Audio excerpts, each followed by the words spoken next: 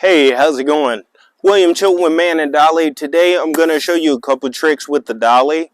I trained and I have trained all the guys that have worked with me over the 6 years I've been in business. Just recently I went into being a one-man only operation, but there are some key things that I always teach. I like to teach a foundation because everything is different. I'm not always going to have a nice pretty packed stack of boxes on a dolly. Sometimes I'll have a dresser, sometimes a washer, a dryer, etc. And so with that, one foundational thing that I like to teach with the dolly whenever I'm teaching guys is that every dolly, doesn't matter what kind of dolly you have, has what I call a pivot point. So for example, whenever I tilt this back, and I'll go ahead and I'll kind of show you, there is a point right here where it's easy. It's almost effortless to carry it. I could do it with one hand. And this is a pretty, I would say this stack of boxes is probably like, I'd say like 70 pounds. Maybe like in between like 50 and 70 pounds, this stack. Maybe up to 100. But anyway, it's got some weight, so it's not light by any means. Now, as you start to lift it, I'm starting to realize it's harder and harder, and I need that second hand. But being able to balance that and know when, like for example, pretty soon here, now these are just moving, I put moving blankets and some weights in here to kind of make them heavier. So, so these are not personal belongings or anything like that. But as you start to come up, you'll start to realize, and I'm going to let it drop here, is you'll start to realize there's a point where that's going to happen. And if you are on a stack, on a staircase, or if you have something that's really top heavy, that could flip off and fall, and then that's your belongings or your customer's belongings if you're a mover. So that's not going to be good. We don't want that. So we got to make sure that, and whenever I do a dolly stack, I put my foot on the bar there, and I always pull back. If it's a dresser, if it's anything.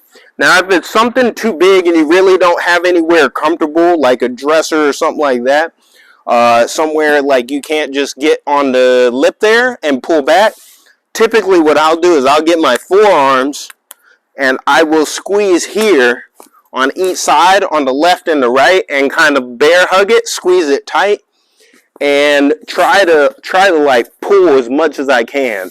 Now sometimes if you have a weirdly balanced dolly stack, sometimes you'll have to pull from the middle, and even sometimes depending upon how unevenly balanced your dolly stack is, you may have to pull from the bottom.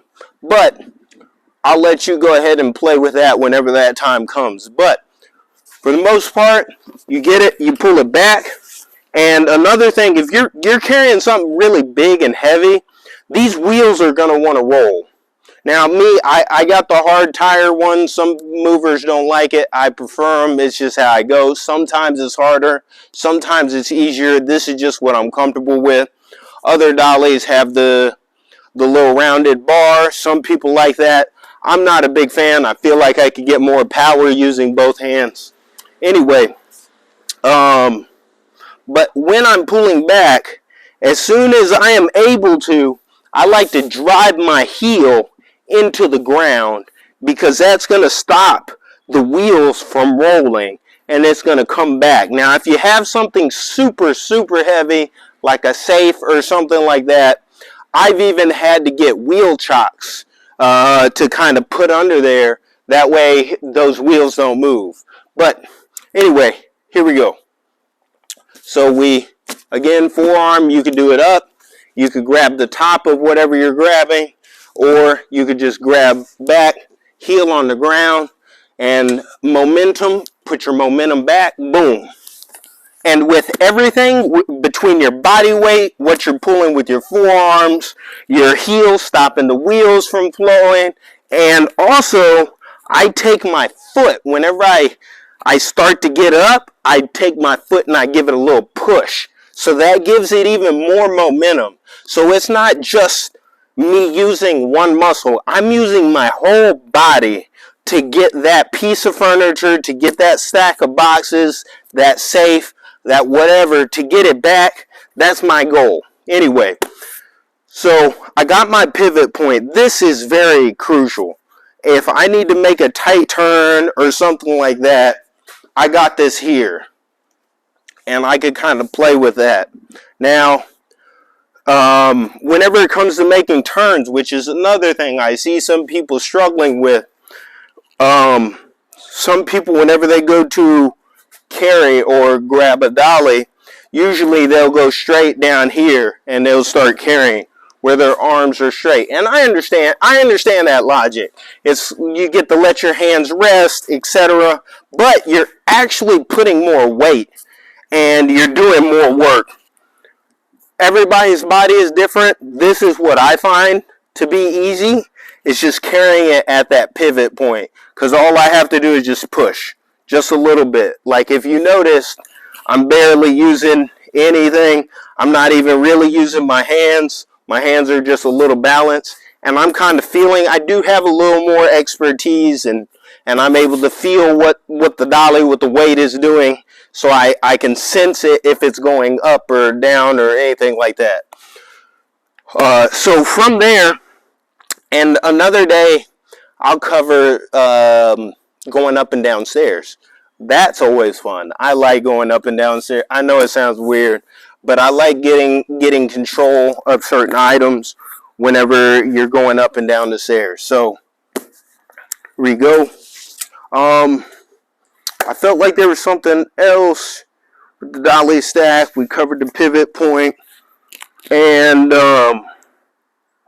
yeah, so I think that's a good little, yeah. So, whenever, whenever we come to putting it down, same thing. I like to let it roll. Whenever I'm letting it roll, I let it roll and hit that. And I keep my hands here.